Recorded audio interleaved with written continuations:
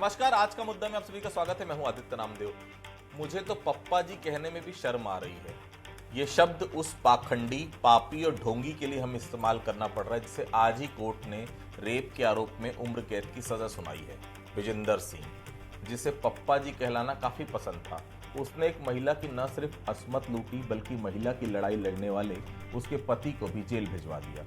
इसलिए हम विजेंदर को आज पप्पा जी नहीं, पापी ही कहकर बोलें तो शायद बेहतर होगा। ये पप्पा जी पापी पूरी दुनिया में घूम घूम कर ईसाई धर्म का प्रचार करता था। इसके अनुयायियों में नेता से लेकर उद्योगपति तक शामिल थे। छत्तीसगढ़ की विधायक कविता प्राणलहरे भी इसी पापी की भक्त है। उन्होंने तो यहाँ तक कह दिया था उन्हीं के आशीर्वाद से वो विधायक बनी है। चलिए पहले रिपोर्ट देख लेते हैं, फिर इस चर्चा को हम आगे बढ़ाएंगे। और आज मैं पप्पा जी की बेटी हूँ। आज आपके सामने मैं विधायक बन के आई हूँ।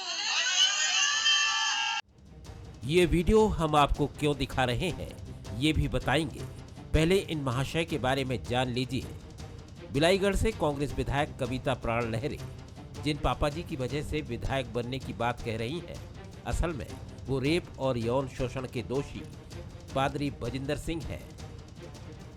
पादरी बजिंदर सिंह को रेप केस में उम्र कैद, यौन उत्पीड़न मामले में मोहाली कोर्ट का फैसला, 2018 में रेप केस में सुनाई सजा, 28 मार्च को दोषी करार हुआ था पादरी बजिंदर। बीजेपी लगातार कविता प्राणलहरे का वीडियो कर रही थी शेयर। कांग्रेस एमएलए जीत के बाद पप्पा जी से मिली, दंडवत प्रणाम किया। मैं पप्पा जी की वजह से विधायक बनी हूँ, कविता प्राणलहरे कह चुकी हैं। 6 महीने पहले बिलाईगढ़ के चकरभाटा में होनी थी सभा। 4 साल पहले तत्कालीन सीएम भूपेश से मिलने का भी दावा। पिछले साल 23-24 अक्टूबर को भिलाई में भी आने का था प्रोग्राम। बजरंग दल के विरोध के बाद कलेक्टर ने नहीं दी थी परमिशन। पादरी की सजा से पहले बीजेपी ने हाल ही में कविता प्राणलहरे का पुराना वीडियो शेयर किया, जिसके बाद विधायक ने सफाई दी थी। मैं हर धर्म में जाता हूँ, चाहे वो हिंदू हो, मुस्लिम हो, सिख हो, ईसाई हो, हर समाज में जाता हूँ। चाहे वो पटेल हो, यादव हो, साहू हो या आदिवासी हो, हर धर्म, हर समाज मोर बेटी से भी बढ़ के माया करती है। बीजेपी जिस तरीके से मोर पर आरोप लगाए थे सरासर गलत है। बात माफी मांगे कि मैं किस आधार पे माफी मांगो? मैं तो हर धर्म में जाता हूँ। आज तो नवरात्रि, आज तो मैं माता रानी की पूजा करके आ। छत्तीसगढ़ में इस मसले पर पहले से ही सियासत गर्म है और अब सियासी आग भड़क चुकी है। बीजेपी कांग्रेस को आड़े हाथों ले रही है तो कांग्रेस की अलग ही प्रतिक्रिया है। कांग्रेस की विधायिका कविता प्राणलहरे, जो बिलाईगढ़ की विधायिका है, धर्मांतरण का प्रचार प्रसार करती थी और कहा फादर के पास पंजाब चली गई कि आपके आशीर्वाद से मुझे विधायक का टिकट मिला और मैं जीत गई। और धर्मांतरण को बढ़ावा ही देना तो था। हम बार बार कहते थे कि छत्तीसगढ़ में कांग्रेस धर्मांतरण को बढ़ावा दे रही है, भूपेश बघेल की सरकार, स्पष्ट हो गया। और हम कहते थे ये धर्मांतरण करने वाले अधार्मिक है। आखिर बजिंदर जो फादर थे उनको आजीवन कारावास हुआ, खुद को बचा नहीं सकते और धर्म की बात करते हैं। तीनों अलग अलग मामले हैं। उनको जो सजा हुई उनके कर्मों की हुई, जो न्यायालय में पाया गया, इसलिए उनको सजा हुई है। जो जैसा कर्म करेगा उसको उस फल भुगतना है। न्यायालय की सजा को आप ये जोड़ रहे धर्मांतरण से। धर्मांतरण के मामले में तो सजा नहीं हुई है। धर्मांतरण के खिलाफ तो भूपेश बघेल जी लगातार कहते रहे कि केंद्र सरकार बिल लाए, धर्मांतरण पर रोक लगाए। आज तक बिल नहीं ला पाए हैं। मतलब यह है कि भारतीय जनता पार्टी की सरकार खुद धर्मांतरण में सबसे ज्यादा लिप्त है। यदि वो इसके खिलाफ होते तो बिल लेकर के आते। पादरी बजिंदर सिंह को सजा भले ही पंजाब में सुनाई गई हो, लेकिन छत्तीसगढ़ में इस मसले पर सियासी तपिश बढ़ गई है।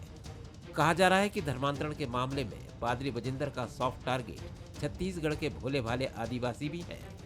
ऐसे में सवाल यही है कि क्या गढ़ में पादरी का बड़ा नेटवर्क काम कर रहा था? ब्यूरो रिपोर्ट के साथ गौरव शुक्ला, बंसल न्यूज, रायपुर। पप्पा जी को कोर्ट ने उम्र कैद की सजा सुनाई है, लेकिन क्या दोषी सिर्फ पप्पा जी हैं या फिर वो लाखों करोड़ों अनुयायी भी उस पाप में हिस्सेदार है जो अध्यात्म का चोला पहने पापी को पहचान नहीं पाते? उन्हें अपना सर्वस्व समझ लेते हैं, उन्हें भगवान समझ लेते हैं और उनकी बोली को अंतिम सच मान लेते हैं। कमाल की बात है कि इसमें कविता प्राणलहरे जैसी विधायक भी बराबर की दोषी है, जो जनता के बीच खुले तौर पर कह रही है कि वो विधायक तो पप्पा जी की वजह से बनी है। क्या एक रेपिस्ट की वाणी को ब्रह्म वाक्य बताने वाली कविता प्राण लहरे को माफी नहीं मांगनी चाहिए? क्या कांग्रेस पार्टी को उनके खिलाफ कार्रवाई नहीं करनी चाहिए जो विधायक बनने में पार्टी की भूमिका को सिरे से खारिज कर रही हैं? वो श्रेय दे रही है एक बलात्कारी को। क्या जनता से क्षमा नहीं मांगनी चाहिए? जिनके एक एक वोट से वो विधायक की कुर्सी तक पहुंची, उन्हें पप्पा जी ने खैरात में विधायकी नहीं दी। इस मामले पर पिछले 3 दिन से राजनीति चल रही है। भाजपा लगातार कांग्रेस विधायक से माफी मांगने की मांग कर रही है, लेकिन विधायक फिलहाल लगता नहीं कि पप्पा जी की भक्ति से हटना चाह रही है। चलिए शुरुआत करेंगे चर्चा की। उसके पहले बंसल न्यूज के भी कुछ सवाल है। क्या कुछ सवाल है? पहला सवाल, छत्तीसगढ़ की सियासत में धर्मांतरण का मुद्दा क्या फिर गरमा रहा है? दूसरा सवाल, क्या छत्तीसगढ़ में साजिश के तहत धर्मांतरण कराया जा रहा है? तीसरा सवाल, पादरी के मामले में कविता प्राण लहरे की मुश्किलें बढ़ सकती हैं। ये 3 सवाल हैं लगातार बंसल न्यूज उठा रहा है। मेहमानों से तारुफ करूंगा मैं। गौरीशंकर जी हमारे साथ हैं, भारतीय जनता पार्टी के नेता है, प्रवक्ता। बहुत स्वागत करता हूं। अमरजीत चावला साहब हैं, कांग्रेस के वरिष्ठ नेता हैं, बहुत स्वागत करता हूं मैं। प्रकाश चंद होता साहब हमारे साथ मौजूद हैं, वरिष्ठ पत्रकार है, बहुत स्वागत करता हूं। और अंकुश बारीकर साहब हैं, महासचिव हैं क्रिश्चियन फोरम छत्तीसगढ़ के, बहुत स्वागत करता हूं उनका भी। सबसे पहले मैं गौरीशंकर जी के पास चलता हूं। गौरीशंकर जी, पिछले दिन, अगर मैं 3-4 दिन की बात कर रहा हूँ, कांग्रेस विधायक की माफी मांगने की आप लगातार मांग कर रही, पूरी पार्टी मांग कर रही। भाई गुनाह तो पप्पा जी ने किया है, तो कांग्रेस विधायक के पीछे क्यों पड़े हैं आप लोग? देखिए, ये पप्पा जी कांग्रेस के पप्पा जी हो सकते हैं, जगत के पप्पा जी नहीं है, पहली बात।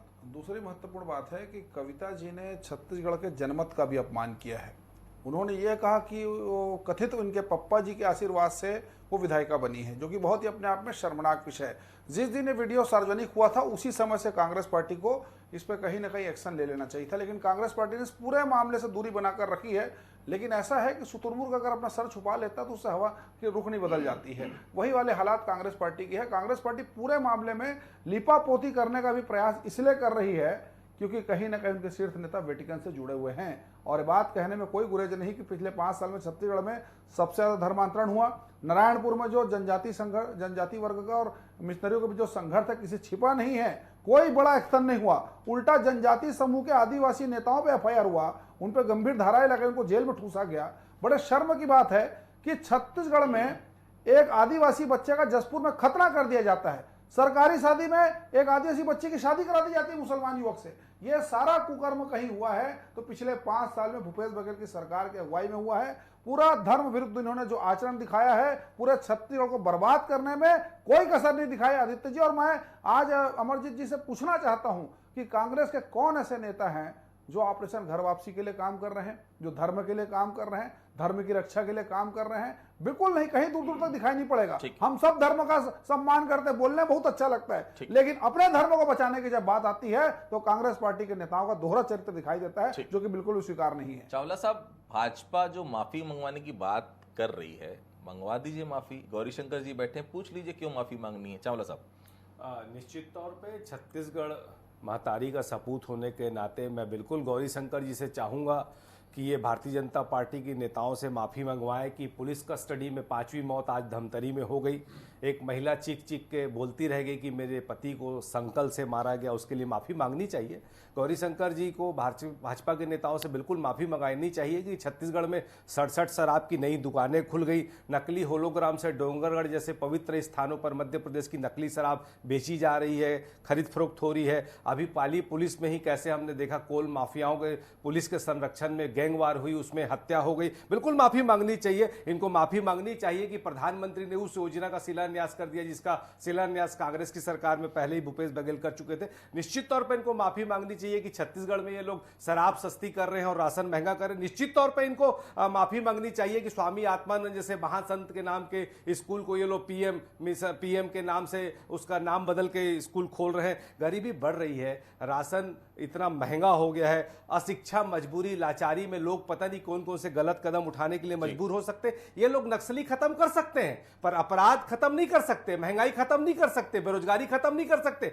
मैं बोलता हूं बिल्कुल अगर कोई किसी की लाचारी का फायदा उठाकर दबाव डालकर अगर कोई गलत काम करता है उसको सजा मिलनी चाहिए। लेकिन सिर्फ हर चीज को हम एक मानवता के नाते बात करने के बजाय राजनीति का उसको पुट देंगे तो ये अच्छी बात नहीं। निश्चित तौर पर भारतीय जनता पार्टी को हर मामले को धर्म से जोड़कर और भावनाओं से जोड़कर ब्लैकमेलिंग करके राजनीतिक इस्तेमाल करने के लिए माफी मांगनी चाहिए। मैं तो गौरीशंकर जी से यही उम्मीद करता हूं। ठीक है, अंकुश जी मेरे साथ जुड़े हुए हैं, महासचिव हैं छत्तीसगढ़ क्रिश्चियन फोरम के। अंकुश जी, पप्पा जी का छत्तीसगढ़ में कोई कार्यक्रम हुआ है क्या, किसी के द्वारा करवाया गया? कितने अनुयायी होंगे छत्तीसगढ़ में आपको लगता है पप्पा जी के? और अब आपकी कम्युनिटी की तरफ से ऐसे पप्पा जी पर कोई कार्रवाई होगी? आपका कोई ऐसा संगठन तो होता होगा जो ऐसे पादरियों पर नजर रखता हो? अंकुश जी।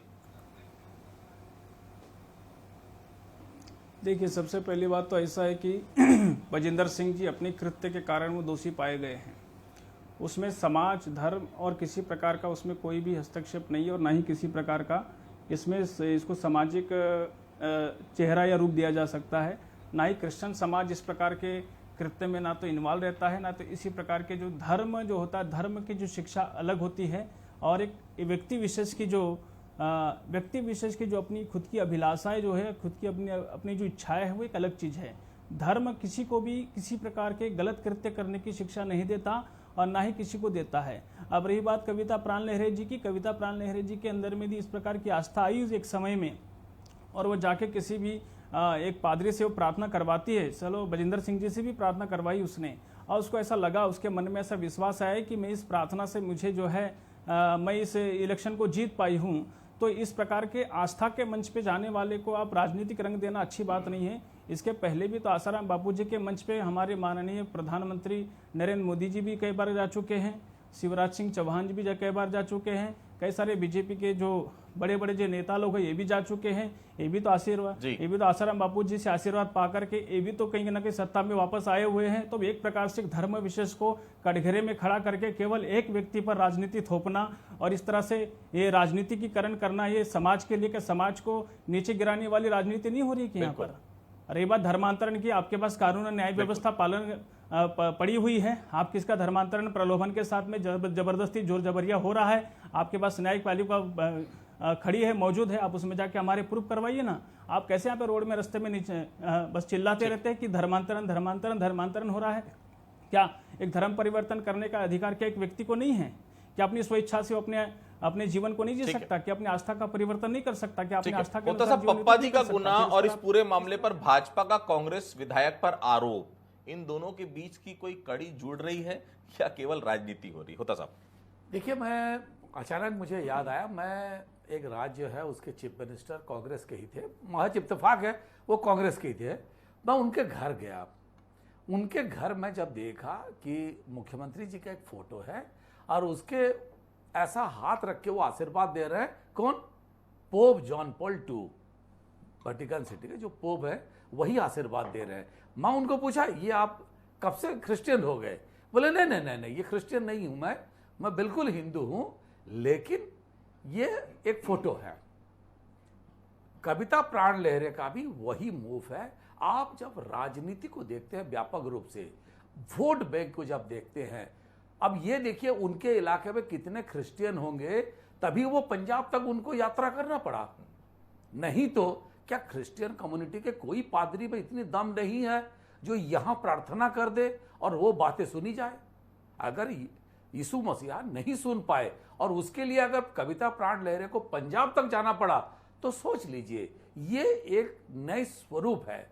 कई आजकल, पहले क्या होता था, जो बाबा होते थे वो समाज में नहीं आते थे, बाद में समाज में आए, नेता और बाबा एक साथ जुड़े, किसी भी धर्म के साथ रहे और उसी से आगे बढ़े। तो कविता प्राण लहरे को लगा होगा, ये किसी भी धर्म के हो, चाहे वो आज बजेंद्र हो, जो भी हो, उनके पास गए, उनको लगा भाई आशीर्वाद ले लेता हूं, मेरा वोट बैंक सुरक्षित रहेगा। ये वोट बैंक की राजनीति के चक्कर में कई बार कई कदम गलत उठते हैं। और मैं आपको बता दूं, यही कारण है कि जिसको लेकर लगातार मामले सुप्रीम कोर्ट तक भी जा रहे हैं। अभी छत्तीसगढ़ में जो कहां दफन किया जाएगा या ग्रेवयार्ड होगा, उसको लेकर भी सुप्रीम कोर्ट तक बात गई थी। क्या राज्य में इस बात के समाधान नहीं हो सकता था?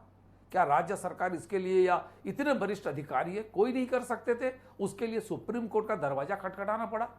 सवाल उठता है, इस तरह की चीजें जब होते हैं तो उसके पीछे का मकसद क्या है? और एक चीज आदित्य जी, धर्म और राजनीति अगर कहीं मिल गए तो बड़ा टॉक्सिक हो जाता है, बड़ा वो खतरनाक कॉम्बिनेशन होता है, और ये इससे बचना चाहिए सभी को।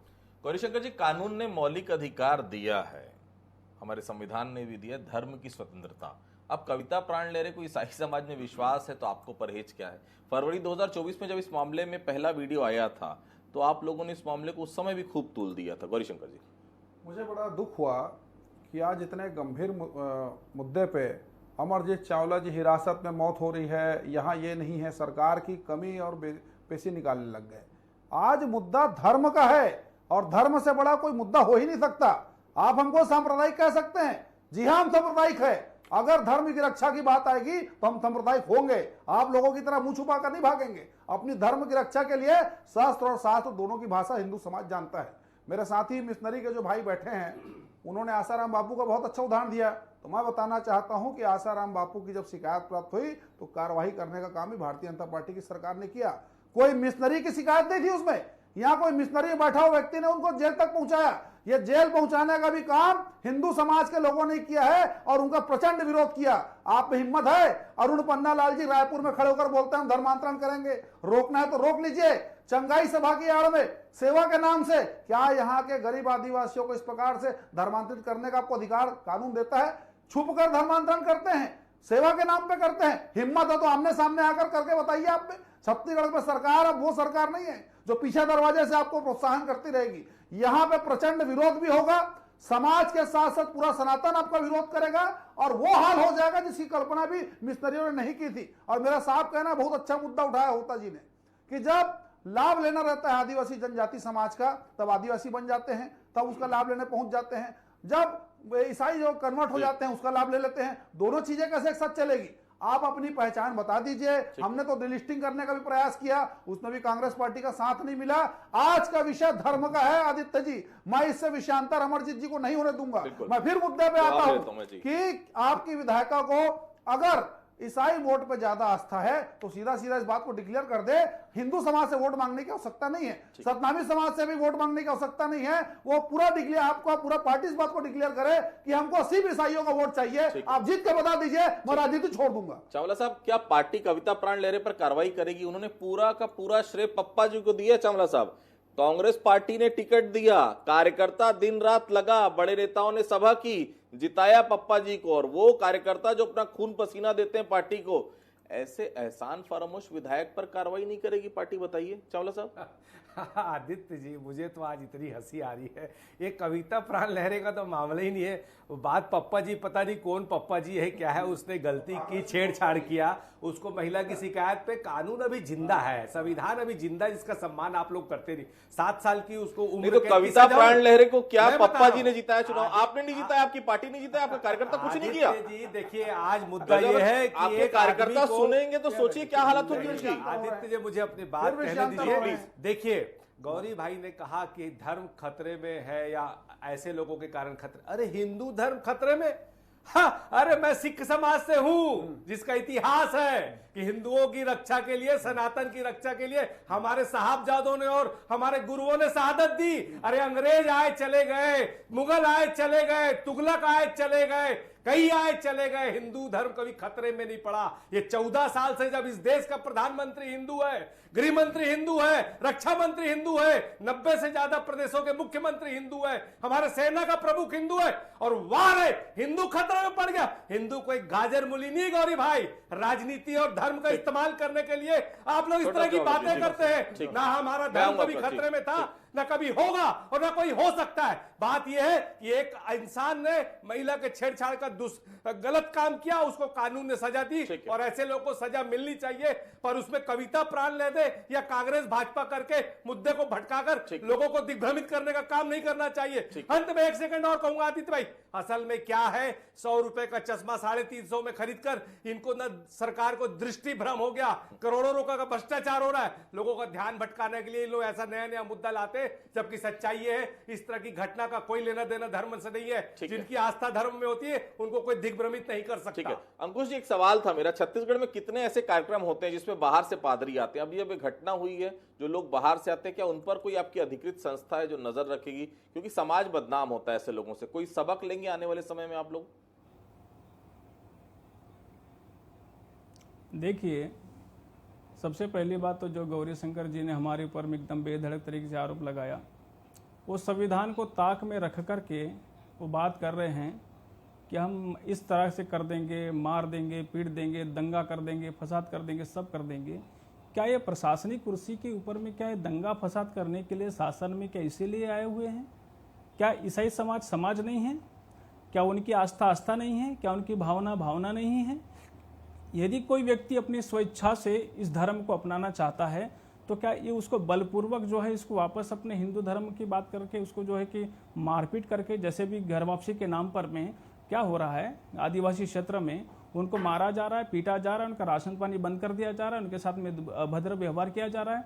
और रही बात सर जो आपने अभी कहा कि जो प्रचारक है, जो प्रसारक है, जो भी है, ये एक चर्च में या किसी भी ऐसे जगह में वो लोग बाकायदा अपने उस जगह में वो लोग अपने से अपनी स्वेच्छा से अपने अनुयायियों को बुलाते, जो अनुयायी होते हैं वो अपनी स्वेच्छा से अपने प्रवक्ता को, जैसे हमारे प्रवक्ता होते हैं, जैसे हमारे वक्ता होते हैं, वैसे उनको बुलाते हैं। सभी समाज जो है अपने अपने वक्ताओं को, अपने अपने धर्म गुरुओं को अपने उनके द्वारा अच्छे अच्छे वाणियों को सुनने के लिए वो बुलाते रहते हैं। तो इसमें ईसाई समाज को ही बस कटघरे में रखने की क्या आवश्यकता है? क्या ईसाई समाज को ही क्या उसको अपनी स्वेच्छा के साथ में जीने का अधिकार नहीं है? क्या उसी के ऊपर में इस तरह की बातें और ब्लेम लगाने का जरूरत है कि नहीं वो ईसाई समाज में जो कोई भी वक्ता को बुला रहे हैं? भाजपा जब सबसे पहले इस मुद्दे को लेकर आई थी फरवरी 2024 में, तो इस मुद्दे को धर्मांतरण से जोड़कर देखा गया था। लेकिन मेरा सवाल थोड़ा सा अलग है। जो जिम्मेदार विधायक, जनप्रतिनिधि, उन्हें सार्वजनिक रूप से एक पाखंडी पापी को भगवान बना दिया। वीडियो आपने देखा होगा कि पप्पा जी के चलते मैं विधायक बनी, मतलब वो बन सकती है तो कोई और भी पप्पा जी के आशीर्वाद से विधायक बन सकता है। क्या नैतिकता के आधार पर मामला नहीं बनता? क्योंकि हो सकता है उस भाषण को सुन के, हो सकता है वो मंच पर पैर में गिरकर जिस तरह से कविता प्राण लहरे ने कहा, हो सकता है बहुत सारे लोग उनकी तरफ आकर्षित हुए, बहुत सारे लोग चाह रहे हो कि भाई ये जब विधायक बन गई तो हम तो कम से कम पार्षद या नगर पालिका अध्यक्ष तो बन ही सकते हैं। नैतिकता के आधार पर कार्रवाई नहीं होनी चाहिए होता साहब? देखिए, जो बीजेपी बात उठा रही है ये बहुत खतरनाक चीज है। अगर बैजेंद्र इस तरह का हस्तक्षेप कांग्रेस पार्टी में कर सकते हैं तो भी डेंजर चीज है, जिसकी ओर बीजेपी इशारा कर रही है। और मान लो कविता प्राण लहरे के कोई भूमिका नहीं थी बैजेंद्र का, उसने कुछ नहीं, वो पंजाब में रहे और उसका मोहाली में जो भी करते थे, छत्तीसगढ़ में उनका कोई दखल नहीं था। इसके बावजूद भी अगर कोई पर्सनालिटी, जनसेवक, बड़ा चेहरा अगर किसी के सामने दंडवत होता है, नतमस्तक होता है, तो उसका ये भी प्रकारांत में प्रचार और प्रसार की श्रेणी में आता है। तो कोई भी पर्सनालिटी हो, मैं जैसे आपको एग्जांपल दिया, एक मुख्यमंत्री का फोटो मैं जब देखा, पोप जॉन पॉल II का फोटो ऐसा आशीर्वाद के मुद्रे में और नीचे यह हाथ जोड़ के रखे एक फोटो लगा है, वो उस इलाके के उन संप्रदाय को आकर्षित करना चाहते हैं और कहना चाहते हैं मैं भी इनको मानता हूं, वोट तुम मुझे डालो। लेकिन सवाल उठता है, ये सब चीजें जब होते हैं तो इसका प्रसार और प्रचार अलग ढंग से होता है। इसीलिए कोई भी पर्सनालिटी हो, चाहे जन नेता हो, कोई भी हो, इस तरह चीजों से बचना बहुत जरूरी है। क्योंकि आगे चल के अब जैसे उनको आजीवन का कारावास हो गया, ऐसे में कविता प्राण लहरे के या कोई भी हो, उनके जवाब देने की स्थिति नहीं बन रही है। अब वो कह रहे हैं वो यादवों से लेकर सबको मानते हैं, हिंदू से लेकर सब धर्म को मानते हैं। अगर सबको मानते हो तो उस वक्त क्यों बोल रहे थे? आप कोई भी इस तरह का बयान देने से पहले एक बार जरूर सोचना चाहिए, क्योंकि जब बोलना होता है और जिस तरह से ये सब दिखावा करते हैं, इतनी भक्ति अगर होती तो खुल्लम खुल्ला क्यों नहीं कहते कि मेरा इनके आशीर्वाद से, यहां पे भी बोलते। वो सब प्रायोजित रहता है। गौरीशंकर जी, मेरे पास 2 मिनट है, केवल 1-1 मिनट दूंगा आप दोनों को। तो क्या आप लोग सिर्फ मांग करेंगे गौरीशंकर जी कि कानून का भी सहारा लेंगे? हो सकता है कविता प्राण लहरे की बातों पर विश्वास करके कई लोग उनके चंगुल में फंस गए हों, और एक पार्टी के नेता, जनप्रतिनिधि की जिम्मेदारी आपको नहीं लगती कि तय करने की जरूरत है ऐसा? क्योंकि हर जगह हो रहा है, क्योंकि प्रचार प्रसार हो रहा है, ठीक है, मैं हर धर्म के परिप्रेक्ष्य में कह रहा हूँ, केवल क्रिश्चियन धर्म के लिए नहीं। गौरीशंकर जी, मैं पहले अमरजीत भाई के बातों का जवाब देना चाहूंगा। इन्होंने कहा हिंदू धर्म खतरे में कैसे आ गया? हिंदू धर्म में पहले नहीं, प्राचीन काल से गद्दारों का, धर्मद्रोहियों का इतिहास रहा है। और आप जिस सिख धर्म की बात कर रहे हैं, सबसे ज्यादा कन्वर्सन कहीं हो रहा है तो पंजाब में हो रहा है। अमरजीत भाई थोड़ा जाकर देखिए वहां पे क्या स्थिति है। ऐसे बजिंदर जैसे कितने आपके सो कॉल्ड पप्पाओं ने वहां पर क्या हाल कर दिया आपके पंजाब का, उसको भी जाकर बचाइए, वो भी आपकी जिम्मेदारी है। इन्होंने कहा कैसे यहां पर प्रचार प्रसार हो गया, कैसे कन्वर्सन हो गया। मैं 2 बड़ी घटना याद दिला देता हूं। सुकमा के तत्कालीन एसपी सुनील शर्मा जी का वो चिट्ठी याद कर लीजिए आदित्य जी, जो उनके मुख्यमंत्री को लिखे थे। बस्तर कमिश्नर ने भी चिट्ठी लिखा था कि लगातार यहाँ पर धर्मांतरण हो रहा है, जनजाति संघर्ष के, जनजाति और मिश्रित भी संघर्ष के हालात है।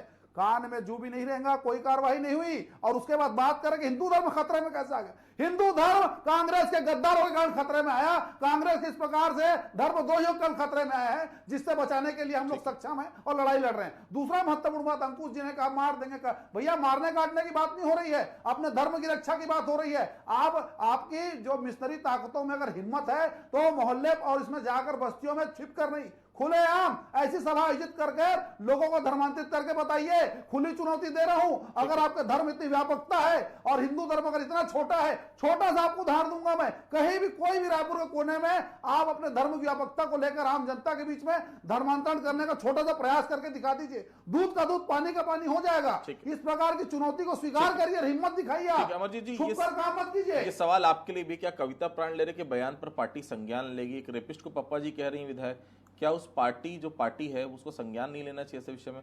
खेद ही जता दीजिए चलिए कि हो सकता है उनसे अनजाने में हो गया ये सब चीजें, कोई दिक्कत नहीं है। अगर बोल रही भारतीय जनता पार्टी तो खेद जता दीजिए हमारे। देखिए ऐसा है कि भारतीय जनता क्या बोल रही है उससे हमें कोई मतलब नहीं है। बात ये थी कि अगर किसी इंसान ने किसी महिला के साथ दुष्कर्म किया, वो निहायत निंदनीय अपराध है, उसको भारत के कानून के हिसाब से सजा मिली, उसका मैं स्वागत करता हूं। ऐसे हर लोगों को जो महिलाओं का सम्मान नहीं करते उनको दंड मिलना ही चाहिए, लेकिन हर बात को नाम पे राजनीतिक फायदे के लिए ये अच्छी बात चावला साहब, लेकिन आपका कार्यकर्ता उसके लिए कुछ नहीं किया, आपकी क्षेत्र की जनता कुछ नहीं की, पप्पा जी ने जिता दिए। कार्यकर्ताओं के मुंह पे तमाचा है ये तो चावला साहब। देखिए ऐसा है, भारतीय जनता पार्टी का इतिहास रहा है कि जिन जिन राज्यों में इन संतों का प्रभाव वहां पर लाभ लेते, चाहे राम रहीम का मामला हो, संत आसाराम का मामला हो,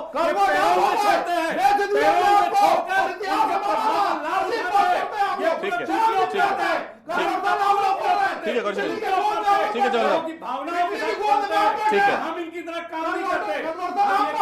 ठीक है ठीक है चलो साहब, ठीक है चलो साहब, ठीक राजनीति का इस्तेमाल मत करो। तो देखिए धर्मांतरण छत्तीसगढ़ में बड़ा मुद्दा है। निश्चित तौर पर ऐसे जो भी पप्पा जी हों, पापा जी हों, ऐसे जो भी हों, जो पापी हों, ऐसे लोगों पर अंधविश्वास ना करें। पहले जांच लें, परख लें, और देखिए ऊपर वाला एक ही है, किसी भी रूप में आप उनको अपना सकते हैं, लेकिन कोई इंसान कभी भगवान नहीं हो सकता। इस बात का हम सभी को ध्यान रखना चाहिए। निश्चित तौर पर जो भी मामला हुआ है, कविता प्राण लहरे को निश्चित तौर पर ऐसे विषय पर माफी मांगनी चाहिए। आप सभी हमारे से जुड़े, आप सभी लोगों को बहुत बहुत धन्यवाद। आज के मुद्दे में फिलहाल इतना ही, बाकी खबरों के लिए आप लगातार बने रहिए बंसल न्यूज के साथ। नमस्कार।